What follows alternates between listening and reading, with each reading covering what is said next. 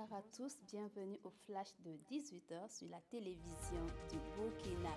Du 12 au 19 mai dernier, des représentants de partis politiques représentés à l'hémicycle ont séjourné à Copenhague au Danemark.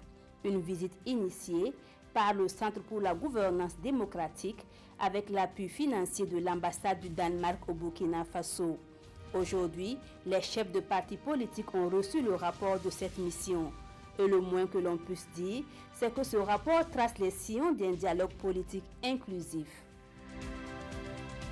Le ministre en charge de l'administration territoriale était face aux hommes de médias ce samedi matin. Simeon Sawadogo est revenu sur l'illégalité du sit-in conformément à la réglementation en vigueur au Burkina Faso. C'est la réponse du gouvernement à la correspondance reçue le 6 juin émanant de la coordination des syndicats de la fonction publique qui prévoit des sit-ins à travers l'ensemble du territoire national le 12 juin prochain. Et pour le mot d'ordre du Sincha, qui consiste en l'opération caisse vide, le gouvernement juge cela inadmissible. Les grèves à répétition au Burkina Faso, les commerçants des marchés et yards de la région du centre à leur tour s'en offusquent. Face à la presse ce samedi, ils l'ont exprimé à travers leur fêtière, l'Union des associations des commerçants du Kadiogo. Ces mouvements qui, selon eux, entravent la bonne marche de leurs activités doivent cesser maintenant.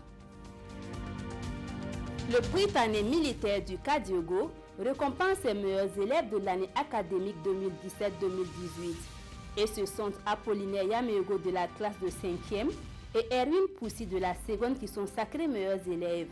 Les meilleurs élèves de chaque matière et de chaque niveau ont également été récompensés. Les enseignants n'étaient pas en reste. 7 d'entre eux ont été faits chevaliers de l'ordre des palmes académiques. À l'étranger, hier dernier vendredi du Ramadan, de nouvelles violences ont éclaté le long de la frontière entre la bande de Gaza et Israël.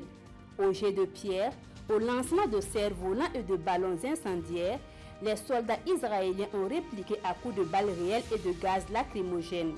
Au moins 3 Palestiniens ont été tués et une centaine blessés par balles. Pour tous ces manifestants, une seule et même obsession, le droit au retour. Voilà, c'est tout pour ce flash. Merci de l'avoir suivi.